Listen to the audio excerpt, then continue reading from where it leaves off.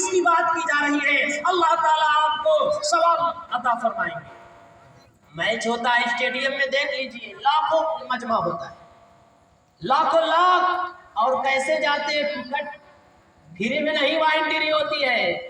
Free میں، اور یہاں پر فری میں آپ کو دعوت دی گئی ہے، اعلان چسپاں کیا گیا ہے اور یہ بتایا گیا ہے، اور مہینوں پہلے سے اس کی کوشش اور تیاری کی گئی ہے۔ اس کے باوجود بھی بہت سارے افراد ایسے ہیں جو آج کے اس مجمع میں، آج کی اس دینی محفل میں، آج کے اس دینی اجتماع میں شرکت سے محروم ہوئے، نہیں آ سکے۔ دعا کیجئے کہ اللہ تعالی ہمارے بیٹھنے کو، ہمارے آنے کو، ہمارے سننے کو قبول فرمائے۔ بہت زیادہ لمبی گفتگو نہ کر کے مختصر گفتگو کروں گا، اور آپ اس گفتگو پر عمل کرنے کی بالکل مکمل نیت کر لیجئے کہ جو بات کہی جائے کہ آج کے اس اجتماع میں، آج کے اس پروگرام میں، اس پر مکمل عمل کرنے کی کوشش کی جائے گی۔ بزرگوں اور دوستوں، میں نے ایک آیت پڑھی ہے، اسی ایک آیت کی روشنی میں آپ کو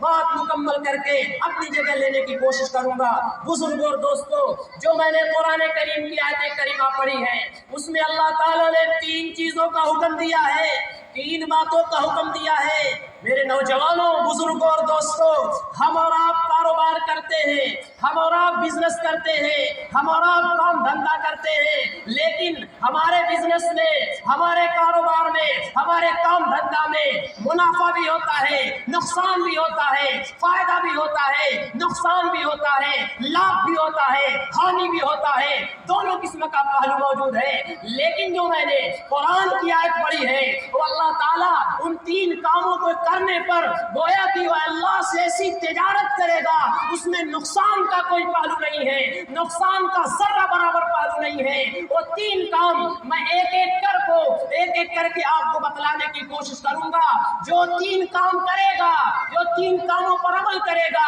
گویا کہ اللہ سے ایسی تجارت کر رہا ہے، اللہ سے ایسا بزنس کر رہا ہے، اللہ سے ایسا کاروبار کر رہا ہے، اس میں نقصان کا ذرہ برابر پہلو نہیں ہے، فائدہ ہی فائدہ ہے، لابھ ہی لابھ ہے، منافع ہی منافع ہے۔ وہ 3 کام کیا ہے، میں ایک ایک کر کے آپ کو بتلانے کی کوشش کر رہا ہوں۔ اللہ تعالیٰ فرماتے ہیں ان الذین یتلون کتاب اللہ، جو لوگ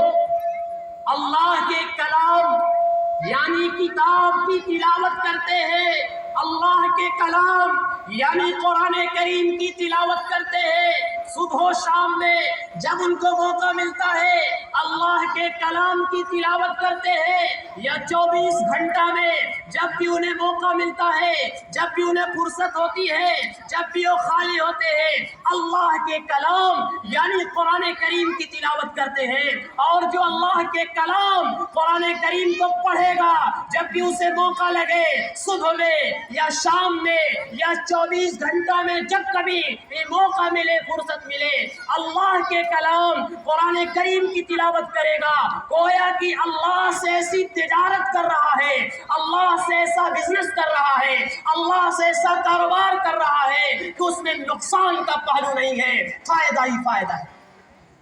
اور قرآن کریم اللہ کی عظیم الشان کتاب ہے، تمام کتابوں میں سب سے احسن کتاب ہے، تمام کتابوں میں سب سے اجمل کتاب ہے، تمام کتابوں میں سب سے اعلیٰ ورفہ کتاب ہے، اور سید الانبیاء، امام الانبیاء نبی کریم صلی اللہ علیہ وسلم پر نازل کی گئی، اور سید الملائکہ حضرت جبریل امین علیہ السلام نبی کریم علیہ السلام کو پڑھ پڑھ کر سناتے تھے۔ جس شخص پر، جس ذات پر نازل ہوا، وہ امام الانبیاء، اور لانے والے کا نام بھی سید الملائکہ، جو فرشتوں کے سردار تھے۔